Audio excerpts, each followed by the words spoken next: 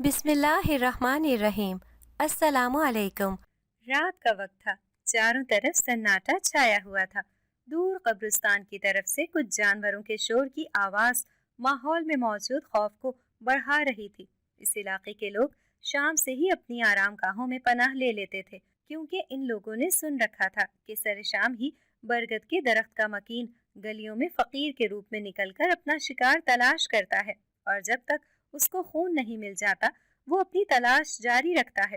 جس گھر میں برگد کا درخت تھا وہاں لوگوں نے دروازے پر اکثر خون کے نشانات دیکھے تھے، جس کی وجہ سے یہ بات محض افواہ نہیں بلکہ سچ جانی جاتی تھی۔ برگد کا مکین کبھی کسی کو دکھائی نہ دیا تھا، مگر اگر کبھی کوئی رات کے وقت کسی فقیر کو دیکھ لیتا تو برگد کے مکین کے ڈر سے وہاں سے فرار ہونے میں ایک پل نہیں لگاتا۔ برگد والا گھر سالوں سے بند پڑا تھا، اس کے اوپر ایک زنگ آلود پرانا سا تالا لگا ہوا تھا۔ جب بھی تیز ہوا چلتی تھی اور درخت ہلتا تھا تو دروازے میں بھی چرچراہٹ کی آواز بڑی نمایاں طور پر محسوس ہوتی تھی۔ ایک ٹیکسی رات کے اندھیرے میں اس گلی میں آ کر رکی تھی۔ اس کے اندر سے ایک جوان خوبصورت لڑکی اور ایک پختہ عمر کی عورت اتری۔ اس نے ٹیکسی والے کو کرایہ پکڑایا اور اپنا ایک بیگ لے کر برگد والے گھر کے پاس آ کر اس کا تالا کھولنے لگی۔ بہت دیر کوشش کے بعد وہ یہ تالا کھولنے میں کامیاب ہوئی تھی۔ ادھر ارد گرد کے گھروں میں لوگ تالا کھلنے کی آواز سے خوف زدہ ہو گئے اور ڈر کے مارے سانس روک کر بیٹھ گئے کہ ضرور آج یہ کم بخت برگد کا مکین ان سب کو زندہ نہیں چھوڑے گا اور ضرور کاٹ کھائے گا۔ اگلی صبح کو محلے کے کچھ معزز لوگ جمشید صاحب کی بیٹھک میں جمع ہو گئے اور آپس میں بات کرنے لگے۔ ساری عمر اس برگد کے جن نے چین نہیں لینے دیا۔ جوانی سے بڑھاپے میں قدم رکھ چکے ہیں ہم لوگ، مگر اس کا خوف آج بھی دل سے نہ نکلا۔ کیا ہماری نئی نسل بھی اس خوف کو دل میں دبا کر اپنی زندگیاں گزارے گی؟ ایک شخص نے کہا تو باقی نے بھی افسوس سے سر ہلا کر ہاں میں ہاں ملائی۔ ابھی ان لوگوں کے درمیان یہ باتیں چل ہی رہی تھی کہ ایک شخص جس کا نام فیقہ تھا بھاگتا ہوا آیا۔ اس کی سانس پھولی ہوئی تھی۔ برگد والا گھر کھل گیا جی، میں نے اپنی آنکھوں سے دیکھا ہے، اور میں نے اپنی آنکھوں سے اس گھر کے اندر ایک لڑکی کو آتے جاتے دیکھا ہے۔ یہ اہم خبر سن کر کچھ لوگوں نے دل تھام لیا اور ایک شخص بولا، ہو نہ ہو یہ کارستانی اس کی ہی ہے۔ اب یہ برگد کا بھوت انسانی روپ میں ہم سب کو ستائے گا۔ وہ سب بہت پریشان تھے۔ جمشید صاحب نے کہا، تم لوگ پریشان مت ہو، جب تک ہم لوگ اس سے ڈرتے رہیں گے وہ ہمیں ڈراتا رہے گا۔ ہم سب کو چل کر اس سے بات کرنی چاہیے کہ آخر وہ یہ جگہ چھوڑ کر کسی دوسری جگہ کیوں نہیں چلا جاتا۔ کچھ لوگ ان کی ذہنی حالت پر شک کرتے ہوئے یہ کہہ کر وہاں سے نکل گئے، جانا ہے تو شوق سے جائیے، ہمیں اپنی جان بڑی پیاری ہے اور کسی مصیبت کو خواہ گلے لگانا نہیں چاہتے۔ جبکہ کچھ لوگوں نے ان کی بات سے اتفاق کیا کہ ان کو ضرور برگد کے مکین سے صاف بات کرنی چاہیے تاکہ اسے بھی معلوم ہو سکے کہ ہم لوگ اس سے بالکل نہیں ڈرتے۔ کچھ دیر باقی معاملات طے کرنے کے بعد کہ کس طرح برگد کے بھوت پر اپنی بہادری کا تاثر قائم کرنا ہے، وہ لوگ برگد والے گھر کی طرف چل پڑے۔ ان لوگوں نے برگد والے گھر کے سامنے آ کر تیز تیز دروازہ بجانا شروع کر دیا۔ رینا نے جب پہلی بار یہ پرانا سا گھر دیکھا تھا تو برگد کے درخت سے اسے بے پناہ خوف محسوس ہوا تھا، مگر اس کی ماں نے اسے تسلی دی اور کہا تھا، فکر مت کرو پتر، میں جلد ہی کوئی کام تلاش کر کے نیا گھر تلاش کر لوں گی، جب تک ہمیں اسی گھر میں گزارا کرنا ہے۔ صبر کرو اور بہادر بنو، جو زندگی ہم جی رہے تھے اس گھر میں رہنا اس سے زیادہ آسان ہے۔ رینا نے ماں کی بات سنی تو اسی کی بات سے اتفاق کیا، کیونکہ اس کے پاس اس کے علاوہ کوئی چارہ نہیں تھا۔ وہ کمر کس کر محنت کرنے لگی اور 2 دن میں ہی وہ پورا گھر صاف کر کے چھوٹا سا کچن سیٹ کر چکی تھی۔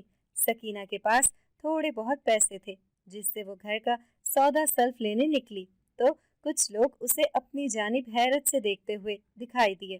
اس نے کسی سے بات کرنا چاہی تو اسے اپنی بات کا جواب نہ ملا اور اس نے جسے بھی مخاطب کیا وہ اسے دیکھ کر دور بھاگ گیا، جیسے وہ کوئی آسیب یا بھوت پریت ہو۔ سکینہ نے آلو کا پتلا شوربے والا سالن بنایا تھا جو ان دونوں ماں بیٹی نے صبر و شکر سے کھایا تھا، بلکہ رینا نے تو ماں سے کہہ دیا، ماں میں نے اپنی زندگی میں اتنا لذیذ کھانا پہلے کبھی نہیں کھایا۔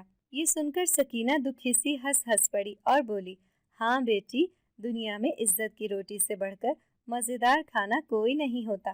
اس ایک جملے نے رینا کو زندگی کے کئی سبق سکھا دیے۔ سادہ مزاج اور بظاہر کم پڑھی لکھی سکینہ اپنی باتوں سے اسی طرح رینا کو کئی سبق پڑھا دیتی تھی۔ ابھی وہ کھانا کھا کر فارغ ہی ہوئی تھی کہ زور زور سے کسی نے دروازہ پیٹ دیا۔ سکینہ دروازے تک پہنچی اور بولی، کون ہو اور کیا چاہتے ہو؟ آج ہم تم سے صاف بات کرنے آئے ہیں۔ برگد کے بھوت، ہماری بات کان کھول کر سن لو۔ تم ہمیں زیادہ دن تک پاگل نہیں بنا سکتے۔ تم جو کوئی بھی ہو، یہ جگہ چھوڑ کر چلے جاؤ۔ انسانی دنیا میں تمہارا کوئی کام نہیں ہے۔ تم لوگ کون ہو اور یہ کیا باتیں کر رہے ہو؟ مجھے تمہاری کوئی بات سمجھ نہیں آ رہی۔ سکینہ نے دوپٹے کے پلو کو اپنے چہرے پر ڈال کر چہرہ چھپایا اور دروازہ کھول دیا تو سامنے کچھ آدمی موجود تھے۔ دیکھو اے برگد کے بھوت، ہم لوگ تمہارے آگے ہاتھ جوڑتے ہیں۔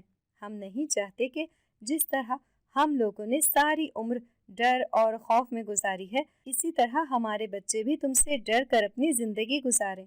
ہم بھی چاہتے ہیں کہ شام ہوتے ہی ہمارے محلے میں رونق محفل ہو، بچے کھیلیں اور بڑے بھی آزادی سے گھر سے باہر نکل سکیں۔ میں کوئی بھوت نہیں ہوں، بلکہ ایک بیوہ عورت ہوں۔ کئی سالوں سے میں اپنے سسرال میں برے دن دیکھ رہی ہوں، مگر اب میری برداشت ختم ہو گئی تو میں وہ جگہ چھوڑ کر یہاں آ گئی ہوں۔ یہ گھر ایک فلاحی ادارے نے عارضی طور پر مجھے رہنے کے لیے دیا ہے۔ امید ہے کہ اب آپ لوگوں کی غلط فہمی دور ہو گئی ہوگی، اس لیے اب آپ لوگ یہاں سے جا سکتے ہیں۔ یہ کہہ کر سکینہ نے دروازہ بند کر لیا تو سب آدمی مختلف قسم کی باتیں کرتے ہوئے اپنے اپنے گھر کی طرف چل دیے۔ انجان جگہ تھی اور انجان لوگ تھے۔ سکینہ یہاں کسی کو نہیں جانتی تھی۔ اب تو اسے بس یہی فکر کھائے جا رہی تھی کہ کس طرح وہ اپنی جوان اور خوبصورت بیٹی کو گھر میں اکیلا چھوڑ کر کام تلاش کرنے کے لیے نکلے۔ جو تھوڑے بہت پیسے تھے وہ راستے میں اور کھانے پینے میں ختم ہو گئے تھے۔ اب وہ پریشان تھی کہ گھر کا خرچ کیسے چلائے۔ گھر میں کھانے کے لیے کچھ بھی موجود نہ تھا۔ رینا بہت اچھی اور صبر کرنے والی بچی تھی، لیکن جب بھوک زیادہ لگی تو ماں سے کہنے لگی، ماں میرا تو بھوک سے برا حال ہو رہا ہے۔ اس وقت ان دونوں کو ایسا محسوس ہوا جیسے ان کے کچن میں بہت لذیذ کھانا تیار کیا جا رہا ہو۔ ساتھ ہی برتنوں کی آواز اور اشتہا انگیز خوشبو آنے لگی تو سکینہ اٹھ کر کچن کی طرف بھاگی کہ آخر کار یہ کیا معاملہ ہے۔ اس نے دیکھا کہ کچن میں کھانا تیار رکھا تھا اور ڈش میں اس طرح اتارا گیا تھا جیسے ابھی مہمانوں کو پیش کرنا ہو۔ کھانا گرم تھا اور اس میں سے بھاپ تک نکل رہی تھی۔ سکینہ خوش ہو گئی اور وہ کھانا اٹھا کر کمرے میں لے آئی۔ رینا بھی حیرت سے دیکھ رہی تھی، لیکن وہ بہت خوش ہوئی اور اس نے پیٹ بھر کر کھانا کھایا۔ کھانا بہت لذیذ تھا۔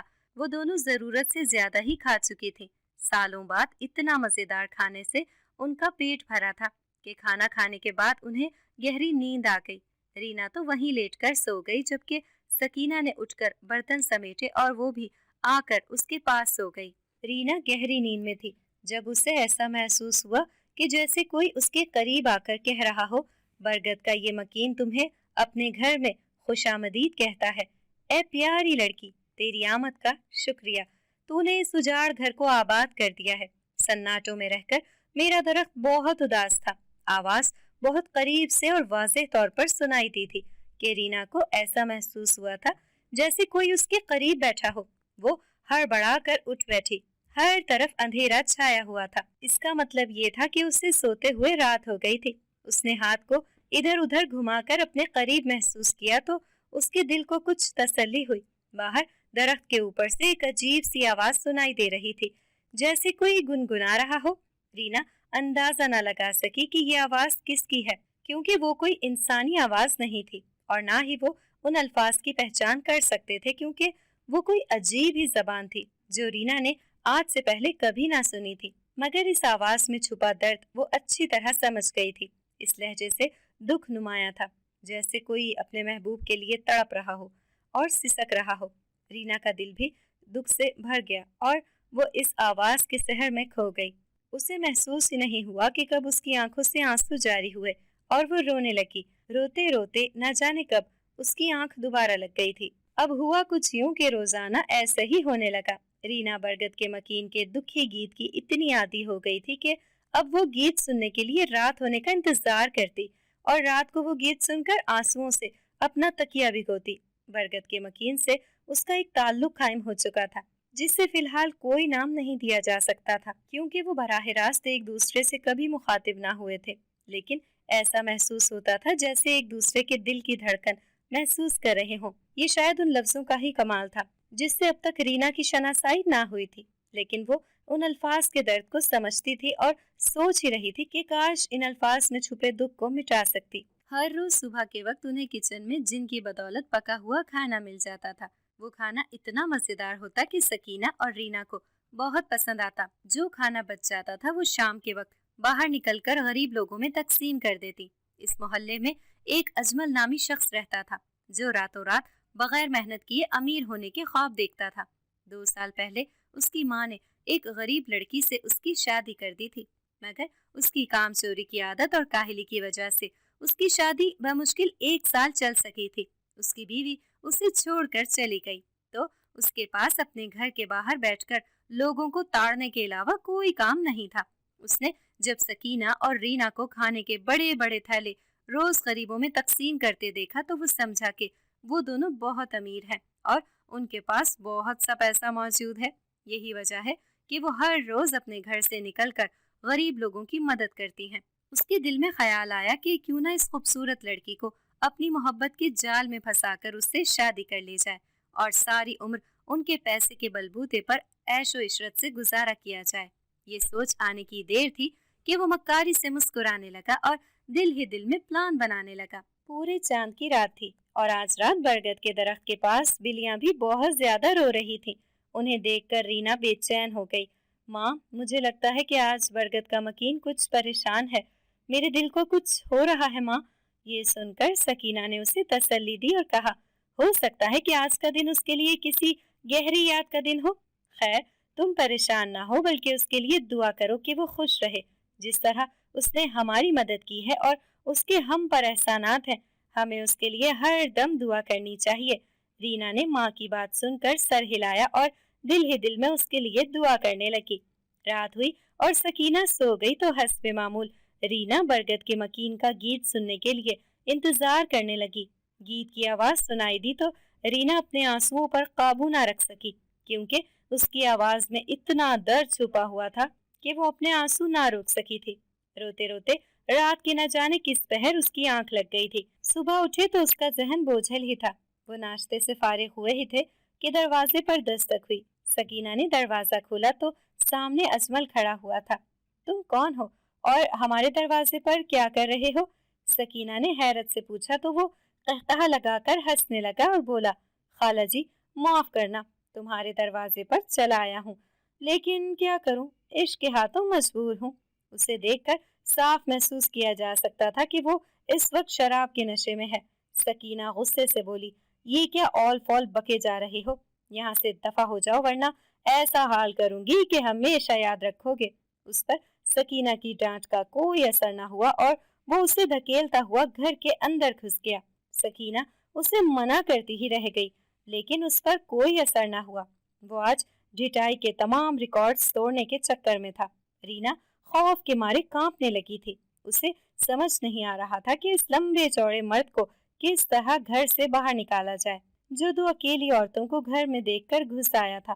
اسی وقت برگد کے درخت پر سے ایک بڑا سا پتھر آ کر اجمل کی کمر پر لگا اور وہ درد سے دوہرا ہو کر زمین پر بیٹھتا چلا گیا۔ اسی وقت وہ اٹھا اور گھر سے باہر دوڑ لگا دی، ساتھ ہی وہ تیز آواز میں رو رہا تھا۔ سکینہ نے دروازے کی کنڈی لگائی اور سکون کا سانس لیا۔ وہ پلٹی اور برگد کے درخت کے اوپر دیکھ کر بولی، تم جو کوئی بھی ہو بیٹا، تمہارا بہت شکریہ۔ تم نے آج جو احسان مجھ پر کیا ہے اس کا بدلہ میں ساری عمر نہیں چکا سکتی۔ یہ کہہ کر وہ کمرے میں چلی گئی اور اداس بیٹھ گئی۔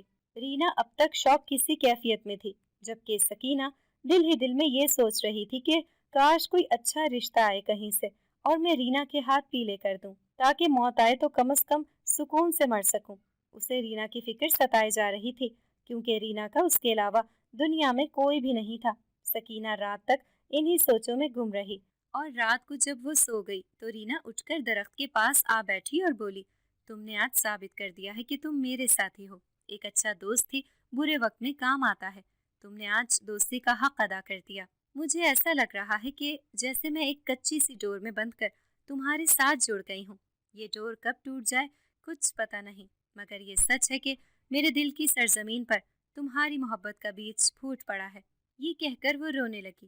وہ اپنے دوپٹے کے پلو سے اپنی آنکھیں صاف کر رہی تھی کہ اسے ایسا محسوس ہوا جیسے کسی نے اس کے سر پر پیار سے ہاتھ رکھا ہو۔ اس نے سر اٹھا کر حیرت سے دیکھا تو سامنے لمبا چوڑا ایک جن کھڑا تھا۔ اندھیرے میں اس کے سفید کپڑے صاف دکھائی دے رہے تھے۔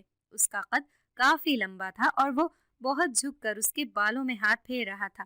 رینا کو بہت سکون سا محسوس ہوا۔ میری پیاری دوست، میری تم سے التجا ہے کہ تم اپنی محبت کی ڈور کو واپس کھینچ لو، ورنہ سوائے پچھتاوے اور آنسوؤں کے کچھ حاصل نہیں ہوگا۔ میری طرح تشنا رہ جاؤ گی۔ جیسے میں 100 سال سے اپنی محبت کے بچھڑنے کا غم منا رہا ہوں، اسی طرح تم بھی اپنی لا حاصل محبت کے سوگ میں اپنی پوری زندگی گزار دو گی۔ رینا اپنے آنسوؤں کو بھلا کر حیرت سے اسے دیکھتی ہوئی بولی، کیا واقعی تم کسی کی محبت میں مبتلا تھے اور اب تک اس کا انتظار کر رہے ہو؟ یہ سن کر اس نے ایک لمبا سانس لیا اور اس کے قریب بیٹھتا ہوا بولا، ہاں، مگر اب میرے پاس سوائے پچھتاوے اور اس کی یادوں کے کچھ بھی نہیں ہے۔ یہ کہہ کر اس نے اپنی کہانی سنانا شروع کی۔ میرا تعلق جنات کے قبیلے سے ہے۔ ایک جنزادی جس کا نام سویرا تھا مجھ سے بہت محبت کرتی تھی، میرے آس پاس منڈلاتی رہتی اور جب جی چاہتا مجھ سے محبت کا اظہار کرنے لگتی، مگر میں ہر بار اسے ٹال دیتا تھا، کیونکہ یہ انسانوں کی ہی نہیں جنات کی خاصیت بھی ہے کہ جب انہیں کوئی چیز بآسانی مل جاتی ہے تو وہ اس کی قدر نہیں کرتے۔ یہی حال میرا تھا۔ میں بجائے سویرا کی باتوں پر خوش ہونے کے اس سے چڑنے لگا تھا۔ وہ بیچاری مذاق سمجھ کر ٹال جاتی۔ وہ میرے بابا کے دوست کی بیٹی تھی، اسی لیے ہم دونوں کا بچپن ساتھ گزرا تھا اور جوان ہونے کے بعد بھی ہم دونوں میں بات چیت ہو جاتی تھی۔ ایک روز وہ اپنے بابا کے ساتھ ہمارے گھر آئی ہوئی تھی۔ ہم سب باتوں اور ہنسی مذاق میں مگن تھے کہ اس کے بابا نے مذاق سے کہا، سویرا کو رات کی رانی بہت پسند ہے۔ ہم سوچ رہے ہیں جنگل کی دوسری طرف جہاں باغ ہیں ہم لوگ وہاں شفٹ ہو جاتے ہیں، کیونکہ وہاں پر بہت سی رات کی رانی کے پھول ہیں۔ یہ سن کر سویرا مسکرائی اور بولی، پیارے بابا جان، کیا آپ نے غور نہیں کیا کہ رات کی رانی یہاں آس پاس ہر جگہ موجود ہے؟ آپ ایسا کریں، مجھے یہاں چھوڑ دیں۔ اس کی باتوں میں جو راز چھپا تھا میں اچھی طرح سمجھ گیا تھا۔ باقی سب کو سمجھ آئی یا نہیں، مگر میں وہاں سے اٹھ کر چلا گیا۔ ان کے جانے کے بعد میری ماں نے مجھ سے سویرا کے بارے میں پوچھا تو میں نے صاف انکار کر دیا کہ سویرا کو میں نے کبھی اس نظر سے نہیں دیکھا ہے اور میرا اس سے شادی کرنے کا کوئی ارادہ نہیں ہے۔ میری ماں سویرا کی آنکھوں میں محبت کے دیپ روشن دیکھ چکی تھی، اس لیے انہوں نے مناسب سمجھا کہ سویرا کو کسی امید میں نہ رکھا جائے اور اسے ساری بات صاف صاف بتا دی جائے۔ پھر انہوں نے ایسا ہی کیا۔ یہ سن کر سویرا کی حالت کیا ہوئی اس بات کا مجھے اس وقت بالکل اندازہ نہ ہو سکا، لیکن اب سوچتا ہوں تو یاد آتا ہے اس کا چہرہ مرجھا سا گیا تھا اور وہ ادھر ادھر بھٹکتی رہتی تھی۔ اس نے مجھ سے ملنا جلنا ختم کر دیا اور اپنی دلچسپی دوسری سرگرمیوں میں لگا لی۔ ہمیں معلوم ہی نہیں ہو سکا اور وہ ایک بچی پر عاشق ہو گئی۔ اب وہ کئی دن اپنے علاقے کا رخ نہیں کرتی تھی اور غائب رہتی تھی۔ ایک دن عملیات اور حاضری کے ذریعے سویرا کے بابا کو بلایا گیا تو انہیں معلوم ہوا کہ سویرا انسانی محبت میں بہت دور جا چکی ہے۔ یہی حال اس انسانی لڑکی کا بھی تھا جس کی سویرا کے ساتھ اتنی گہری دوستی ہو گئی تھی کہ اب وہ اس کے بغیر نہیں رہ سکتی تھی۔ ہم سب نے بہت کوشش کی کہ سویرا کو سمجھائیں، مگر وہ کچھ بھی سمجھنے کو تیار نہیں تھی۔ دوسری جانب وہ لڑکی جس کا نام شیما تھا، اس کے ماں باپ مختلف قسم کے عملیات میں مصروف تھے تاکہ اپنی بیٹی کی جان ایک جن زادی سے چھڑا سکیں۔ ان عملیات سے اسے نقصان پہنچنے کا خطرہ تھا، لیکن وہ کسی صورت ماننے کو تیار نہ تھی اور کئی سال اس شیما کے گھر کے باہر کھڑی رہتی تھی، کیونکہ شیما کو حصار میں بند کیا ہوا تھا۔ کسی طور بھی وہ پیچھے نہ ہٹی تو شیما کو اپنی زندگی میں واپس بلانے کے لیے سویرا کو جلا کر بھسم کر دیا گیا۔ اس کے ماں باپ کے لیے یہ دکھ بہت بڑا تھا اور اس صدمے کو سہنا ناممکن۔ وہ دونوں زندہ درگور ہی ہو گئے۔ معاملہ اتنا بگڑ جائے گا میں نے کبھی سوچا نہ تھا، اور جب ہوش آیا تو پانی سر سے گزر چکا تھا۔ میں اپنی ہی نظروں میں مجرم بن گیا اور اپنا دیش چھوڑ کر یہاں چلا آیا۔ اصل میں یہی وہ گھر ہے جہاں سویرا کو جلا کر بھسم کر دیا گیا تھا اور اس کے مرنے کے بعد شیما نے بھی خودکشی کر لی تھی۔ जिस रात मुझे सवेरा की बहुत याद आती है, मैं पूरी रात रो कर गुजारता हूँ और गीत गाता हूँ। इसीलिए अक्सर जब शीमा की रूह भटकती है तो दरवाजे पर उसके खून के निशान आया होते हैं। लोग इसी से डरकर कभी इस जगह का रुख नहीं करते और शाम होते ही पूरा इलाका सुनसान हो जाता है और सन्नाटे में कोई भी इंसान बाहर निकलना पसंद नहीं करता। जब तुमने इस घर में कदम रखा तो मैं खुश हो गया कि इतने साल बाद इस घर को कोई आबाद करने वाला आया था, क्योंकि शीमा के माँ बाप तो सालों पहले इस घर को बंद करके दूसरी जगह जाकर बस गए हैं। मुझे खुशी हुई कि किसी मजबूरी में ही सही, लेकिन इस घर को आबाद करने की किसी ने हिम्मत की है।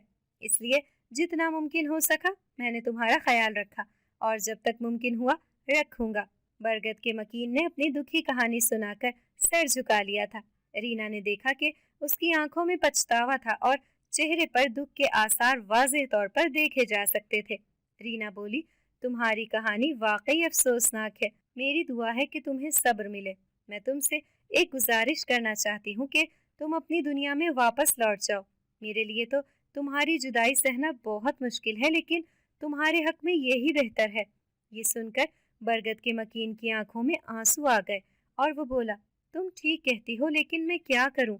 एहसास जुर्म है कि कभी मेरा पीछा ही नहीं छोड़ता। अपने देश से दूर आकर मैं सजा काट रहा हूँ। जिस दिन मुझे लगा कि मेरी सजा खत्म हो गई, उसी रोज मैं वापस लौट जाऊंगा। रात बहुत गहरी हो गई है, तुम्हें अब सो जाना चाहिए। ये कहकर वो गायब हो गया और रीना चांदनी रात में तन्हा बैठी रह गई। उसके जाने के बाद रीना को ऐसा महसूस हुआ जैसे उसके चारों तरफ सन्नाटे उतर आए हों और उसे तन्हाई में सांस लेने में दुश्वारी पेश आ रही थी। वो उठी और कमरे में जाकर लेट गई। अगली सुबह वो बहुत देर से उठी थी। सकीना ने घर का पूरा काम खत्म कर लिया था और बरगद के गिरे हुए पत्तों को चुनकर शॉपर में डाल रही थी। उसी वक्त घर के बाहर बाइक रुकने की आवाज सुनाई दी और कुछ ही देर बाद दरवाजे पर दस्तक हुई तो सकीना ने दरवाजा खोला। सामने एक खूबसूरत नौजवान खड़ा हुआ था। वो अपनी पर्सनैलिटी से बहुत पढ़ा लिखा और सुलझा हुआ मालूम होता था। सकीना ने उसकी तरफ सवालिया नजरों से देखा तो वो बोला, मेरा नाम राहील है और मैं इस घर का मालिक हूँ। जिस फलाही इदारे ने आपको ये घर रहने के लिए दिया है, उनके साथ मेरा 3 साल का कॉन्ट्रैक्ट था जो अब खत्म हो गया है। ये मेरे मकान के कागजात हैं। ये कहकर उसने मकान के कागजात सकीना को दिखाए तो उसने उसे अंदर बुला लिया। सकीना के चेहरे से परेशानी नुमाया थी क्योंकि वो अब एक नई मुसीबत में गिरफ्तार हो गई थी। रीना को जब ये बात मालूम हुई तो उसकी भी परेशानी की हद न रही। राहील ने अपना बैग स्टोर रूम में रख दिया था जो सकीना और रीना के कमरे से दूसरी तरफ कोने में बना हुआ था। वो अपना सामान रखने के कुछ देर बाद वापस आया तो सकीना से पूछने लगा, खाला जान, क्या मैं आप लोगों के बारे में कुछ जान सकता हूँ? आप लोग मुझे परेशान दिखाई दे रहे हैं। क्या मैं आपकी परेशानी की वजह जान सकता हूँ? सकीना ने एक आह भरी और बोली, मेरा नाम सकीना है और ये मेरी बेटी रीना। हम दोनों 1 साल से इस घर में रह रहे हैं। जब रीना 2 साल की थी तो मेरे शौहर का इंतकाल हो गया था।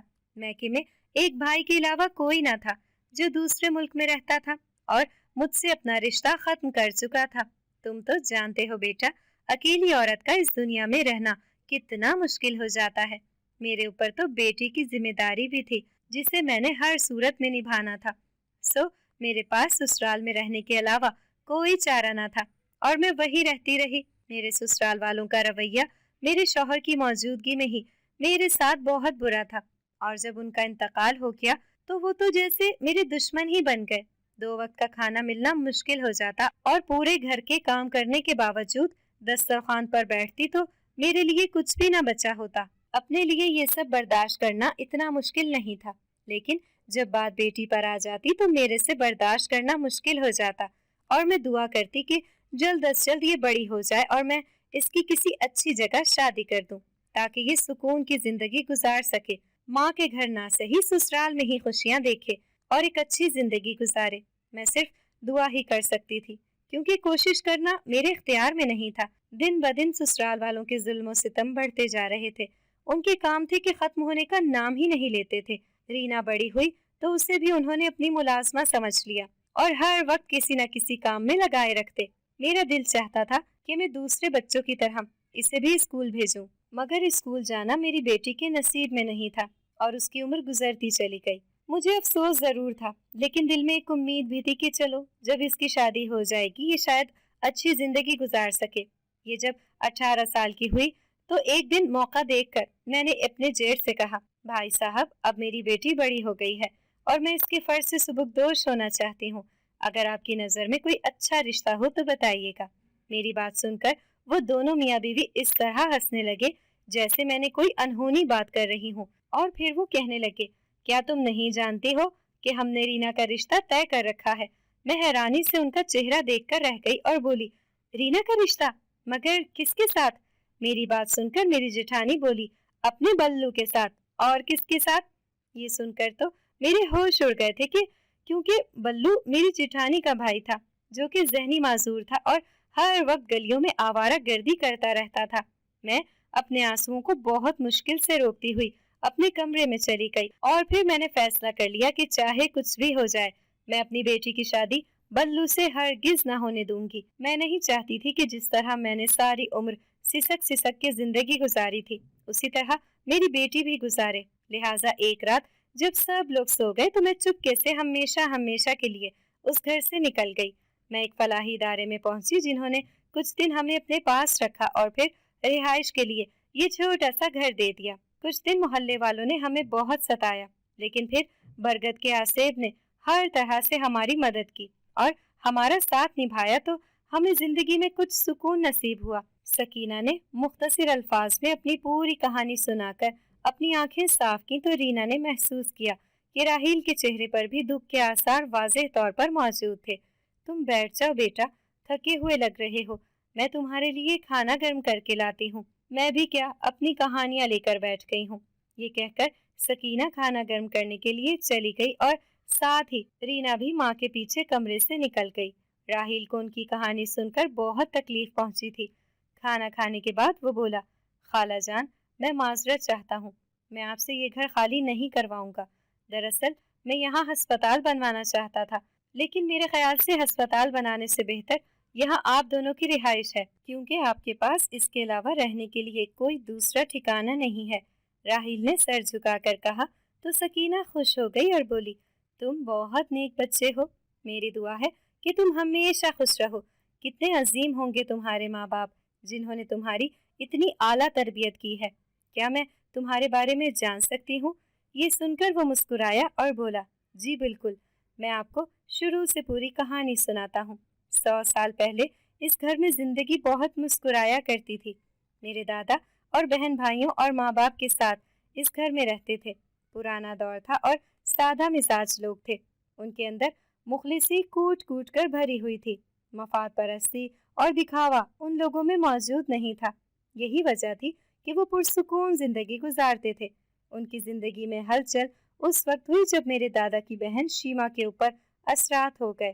اس کے اوپر کوئی جن زادی عاشق ہو گئی تھی اور ان دونوں کی دوستی اتنی گہری ہو گئی تھی کہ وہ دونوں کسی صورت بھی ایک دوسرے کو چھوڑنے پر تیار نہ تھی۔ تمام لوگوں کی یہی کوشش تھی کہ ان دونوں کو جدا کر دیا جائے تاکہ شیما انسانی دنیا میں واپس لوٹ سکے، جو کہ ذہنی طور پر مکمل جن زادی کے ساتھ رہتی تھی، اور ساتھ ہی انہیں اس جن زادی کی بھی فکر تھی جو اپنی دنیا چھوڑ کر انسانی دنیا میں آ گئی تھی۔ تمام جگہ سے علاج کروانے کے باوجود کوئی اثر نہ ہوا تو شیما کے والد ایک ایسے عامل کے پاس پہنچے جنہوں نے منہ مانگی قیمت لے کر اس مسئلے کو شرطیہ طور پر حل کرنے کی قسم کھائی، مگر شاید وہ اپنے عمل میں ٹھیک طرح کامیاب نہ ہو سکا تھا۔ یہی وجہ تھی کہ جن زادی مر گئی اور اس کی جدائی میں شیما نے موت کو گلے لگا لیا۔ ان واقعات کے بعد محسوس کیا گیا کہ برگد کے درخت پر بھی آسیب ہے، مگر وہ آسیب جو کوئی بھی ہے اس نے ہمیشہ اس گھر میں رہنے والوں کی مدد کی ہے۔ لیکن شیما کے مرنے کے بعد اس گھر میں رہنا کسی کے لیے بھی ممکن نہیں تھا، کیونکہ یہاں پر ہر جگہ شیما کی یادیں بکھری ہوئی تھیں اور اسے بھلا کر جینا ان سب کے لیے بہت مشکل تھا، اور وقت کا تقاضا تھا کہ اپنے دکھ اور تکلیف کو دل میں چھپا کر معاملات زندگی کو دیکھا جاتا۔ لہٰذا وہ لوگ یہ ملک چھوڑ کر چلے گئے۔ اپنوں کی یاد دل سے بھلا کہاں مٹتی ہے۔ یہی حال ان لوگوں کا ہوا۔ وہ لوگ چاہ کر بھی گھر بیچ نہ سکے۔ وقت گزرتا رہا اور شادی کے بعد سب اپنی اپنی زندگیوں میں کھو گئے۔ میرے دادا نے میرے ابا جان کو نصیحت کی تھی کہ وہ اس گھر کو ضرور آباد کریں اور اگر ہو سکے تو لوگوں کی فلاح میں استعمال کریں تاکہ اس گھر کا فائدہ لوگوں کو ہو سکے۔ میرے دادا دادی کا انتقال ہو گیا۔ تو میرے والدین مجھے لے کر پاکستان واپس آ گئے اور میری والدہ کو شہر کی آب و ہوا پسند تھی، اس لیے ہم وہاں رہنے لگے۔ انہوں نے میری تعلیم و تربیت پر خاص توجہ دی تھی، اور میں نے 1 سال پہلے جب اپنی ڈاکٹر کی ڈگری مکمل کی تو میرے ماں باپ نے مجھے یہ پوری کہانی سنائی اور دادا جان کی وصیت یاد دلائی، تو میرا ارادہ یہاں ایک ہسپتال بنانے کا بن گیا، ایک چھوٹا سا ہسپتال جس کی مختلف برانچز ہوں اور ہر برانچ پہ مکمل سہولیات، تاکہ یہاں کے غریب لوگوں کی مدد کی جا سکے۔ مگر خیر، اب آپ لوگ یہاں رہ رہے ہیں تو میں بہت جلد کسی دوسری جگہ کا بندوبست کر لوں گا۔ راحیل تفصیل سے پوری بات بتا کر خاموش ہو گیا تو سکینہ بولی، بہت شکریہ بیٹا، تم نے ہمارا اتنا احساس کیا۔ وہ نظریں جھکا کر بولا، شکریہ کی کوئی بات نہیں ہے۔ رینا کہنے لگی، نہیں اماں، بالکل ٹھیک کہہ رہی ہیں، آپ نے ہم پر احسان کیا ہے، ورنہ ہمارے لیے بہت مشکل ہو جاتی۔ اس بار راحیل خاموش رہا تھا۔ شام تک وہ وہیں ان کے پاس بیٹھ کر سکینہ سے بہت سی باتیں کر رہا تھا۔ رینا بس خاموش بیٹھی رہی، مگر اس کی ساری توجہ ان دونوں کی باتوں کی طرف ہی تھی، کیونکہ وہ بہت دلچسپ باتیں کرتا تھا۔ اس کے پاس سنانے کے لیے بڑے مزے کے قصے تھے۔ اس کی عاجزی و انکساری دیکھ کر ایسا بالکل نہیں لگتا تھا کہ وہ ایک MBBS ڈاکٹر ہے۔ عام طور پر پڑھے لکھے اور کسی بڑے پیشے سے منسلک لوگوں میں بڑا غرور دیکھا جاتا ہے، مگر راحیل میں ایسی کوئی بات نہ تھی۔ شام کو وہ سکینہ سے سر پر پیار کروا کر ایک نظر رینا پر ڈال کر چلا گیا۔ رینا کو اس ایک نظر میں وہ لاکھوں پیغام دے گیا تھا، ساتھ نبھانے کا عہد، التجا، کھو دینے کا خوف اور دوبارہ لوٹ کر آنے کا اشارہ اس ایک نظر میں چھپا تھا۔ کم از کم رینا کو ایسا ہی محسوس ہوا تھا۔ خیر، وہ رات گئے تک الجھن کا شکار ہی رہی۔ عارضی طور پر اس کا ذہن برگد کی طرف سے بھی ہٹ گیا تھا۔ وہ بس راحیل کے بارے میں ہی سوچے جا رہی تھی۔ اس کی سحر طاری کر دینے والی شخصیت اتنی آسانی سے نظر انداز کر دینے والی تھی بھی نہیں کہ رینا اتنی جلدی اسے اپنے دل و دماغ سے نوچ کر باہر پھینک دیتی۔ اس رات راحیل کو ہی سوچتی رہی۔ آج صحن میں سناٹا چھایا ہوا تھا۔ ایسا معلوم ہوتا تھا برگد کا مکین اپنا ہر گیت بھول چکا ہے۔ رینا کو بہت دیر بعد اس بات کا خیال آیا تو اس نے کمرے سے نکل کر باہر جھانکا اور بولی، کیا تم مجھ سے ناراض ہو میرے پیارے دوست؟ وہ بہت دیر تک جواب کے انتظار میں کھڑی رہی، مگر اسے کوئی جواب نہ ملا تو وہ مایوس سی کمرے میں واپس جا کر اپنی جگہ پر لیٹ گئی۔ کچھ ہی دیر بعد وہ نیند کے آغوش میں چلی گئی تھی۔ راحیل کو گئے کافی دن ہو گئے تھے۔ وہ پلٹ کر واپس نہیں آیا تھا، لیکن رینا کے ذہن سے اس کا تصور چپک کر رہ گیا تھا۔ اس نے اپنی زندگی میں خیال رکھنے والا اور اچھے عادات و اطوار کا مالک پہلا مرد دیکھا تھا۔ بہت سے دن اسی طرح گزر گئے۔ ان لوگوں کو اس گھر میں رہتے دیکھ کر لوگوں کے دل سے برگد کے بھوت کا خوف نکل گیا تھا، اور بعض اوقات عورتیں سکینہ سے ملنے کے لیے بھی آ جاتی تھیں۔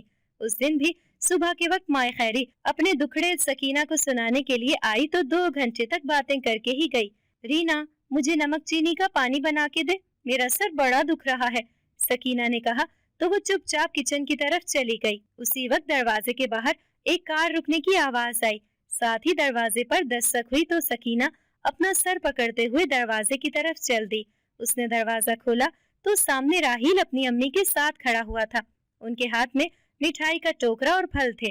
راحیل کی ماں، جو ایک لمبی چوڑی اور خوبصورت خاتون تھی، بیٹے کے ساتھ اندر داخل ہوئی اور سکینہ سے بہت محبت سے مل کر ادھر ادھر نظر دوڑانے لگی، جیسے کچھ تلاش کر رہی ہوں۔ رینا نے آ کر انہیں سلام کیا تو وہ اس کی تعریف کیے بنا نہ رہ سکی اور بولی، ماشاء اللہ، بہت پیاری بچی ہے۔ جتنی تعریفیں راحیل نے کی تھی اس سے کہیں زیادہ پیاری ہے۔ سکینہ بہن، میں اس پیاری سی بچی کا ہاتھ اپنے بیٹے کے لیے مانگنے آئی ہوں، کیا آپ کو یہ رشتہ منظور ہے؟ انہوں نے بہت پیار سے کہا تو سکینہ خوش ہونے کے بجائے سوچ میں پڑ گئی اور بولی، مجھے آپ کے بیٹے کی قابلیت پر کوئی شک نہیں، لیکن میری بیٹی تو بالکل کم پڑھی لکھی ہے، ہمارا اور آپ کا کیا جوڑ؟ ان کا شرمندہ چہرہ دیکھ کر شگفتہ اپنی جگہ سے اٹھی اور آ کر سکینہ کے ہاتھ تھام کر بولی، جب اللہ تعالیٰ نے ہم سب کو ایک جیسا بنایا ہے تو ہم کیوں انسانیت کو مختلف پیمانوں میں تقسیم کر دیتے ہیں؟ میں آپ کی پوری کہانی سن کر اور راحیل کے خوشی سے یہاں پر آئی ہوں، بلکہ میں تو خوش ہوں کہ میرے بیٹے نے ایک سادہ مزاج اور پیاری بچی کے ساتھ کی تمنا کی ہے، اور میں اس کی یہ خواہش ضرور پوری کروں گی۔ اب آپ اپنی مرضی بتا دیں تاکہ معاملات آگے بڑھائے جا سکیں۔ شگفتہ نے اتنے پیار سے کہا کہ سکینہ بولی، ٹھیک ہے، جیسے آپ کی مرضی۔ آج سے میری بیٹی آپ کی بیٹی ہوئی اور راحیل میرا بیٹا بن گیا۔ میری دعا ہے کہ یہ دونوں بہت اچھی زندگی گزاریں اور اپنی زندگی میں بہت سی خوشیاں دیکھیں۔ سکینہ نے آنسوؤں کے ساتھ دعا دی تو شگفتہ بیگم نے دل سے آمین کہا۔ ایک ہفتے بعد ان کا سادگی سے نکاح طے کر دیا گیا۔ اگلے دن وہ دونوں ماں بیٹا واپس شہر چلے گئے۔ ایک ہفتہ پڑ لگا کر اڑ گیا اور آخر کار وہ وقت آ پہنچا جب رینا کو دلہن بنا دیا گیا۔ وہ اپنی شادی سے خوش اور مطمئن تھی، لیکن اندر ہی اندر ایک خیال تھا جو اسے تکلیف میں مبتلا کر رہا تھا۔ یہ خیال برگد کے مکین کا تھا اور اس سے جدا ہو کر دور جانے کا خیال تھا۔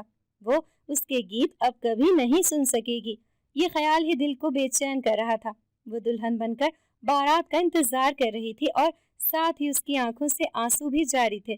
وہ اٹھی اور کمرے سے باہر نکل کر برگد کے نیچے آ کر کھڑی ہو گئی اور اوپر کی طرف منہ کر کے کہنے لگی، میں نے تم سے محبت کا دعویٰ تو کیا تھا، مگر میں اس محبت کو نبھا نہیں سکی، کیونکہ ہمارے درمیان صدیوں کا فاصلہ ہے جسے شاید ہم کبھی عبور نہیں کر سکتے۔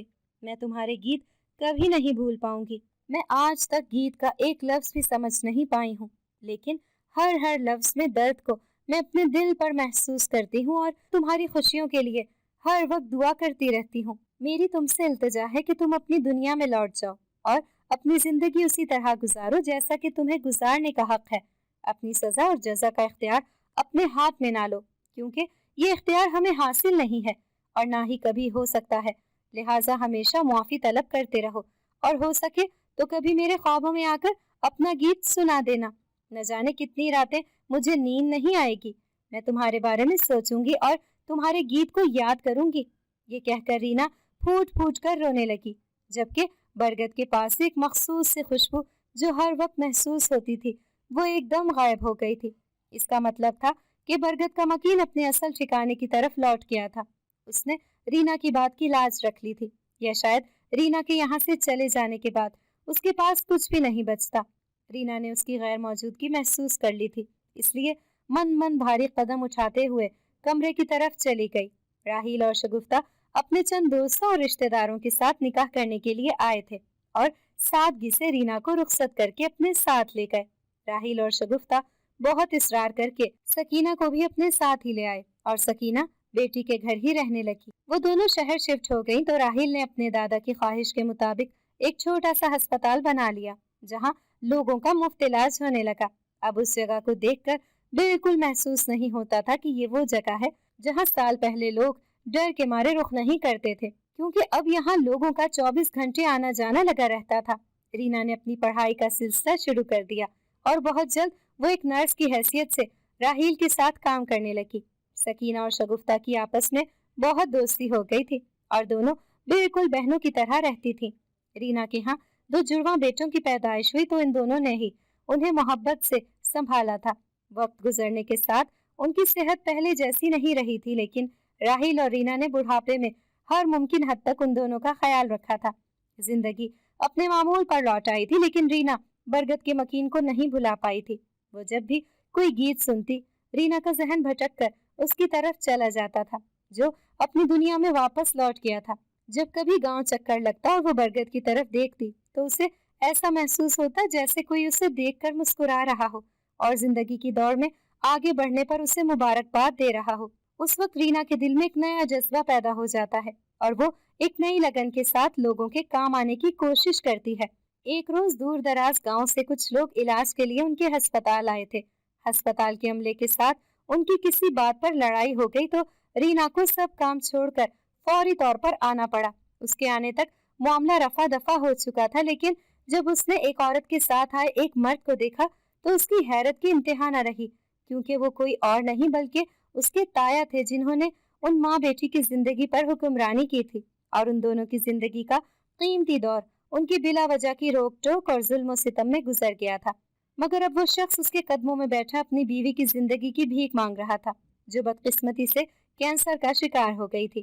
شوہر کے پاس اتنی دولت نہیں تھی کہ مہنگا ترین علاج افورڈ کر سکتا، اس لیے وہ اپنی بیوی کو اس ہسپتال میں لے آیا تھا۔ ان کے معافی مانگنے کے باوجود رینا کا دل بالکل نرم نہ ہوا، کیونکہ وہ اپنے بچپن کی تلخیوں کو اتنی آسانی سے نہیں بھلا سکتی تھی، مگر وہ اپنے فرائض کو نبھانا بھی اچھی طرح جانتی تھی۔ اس لیے اس نے عملے کو اپنی تائی کا خیال رکھنے کی خصوصی تاکید کی اور اپنے تایا کو روتا چھوڑ کر دوسرے مریضوں کی طرف بڑھ گئی۔ अस्पताल के कॉरिडोर में बैठा वो शख्स पछतावे के आंसू बहाता बखूबी समझ चुका था, वक्त किसी की मिरास नहीं है और हमेशा एक सा नहीं रहता। अगर आपको हमारी आज की कहानी पसंद आई है तो इसे लाइक करें, शेयर करें और चैनल को सब्सक्राइब करना मत भूलिएगा, ताकि आपको हर नई आने वाली वीडियो का नोटिफिकेशन बर वक्त मिलता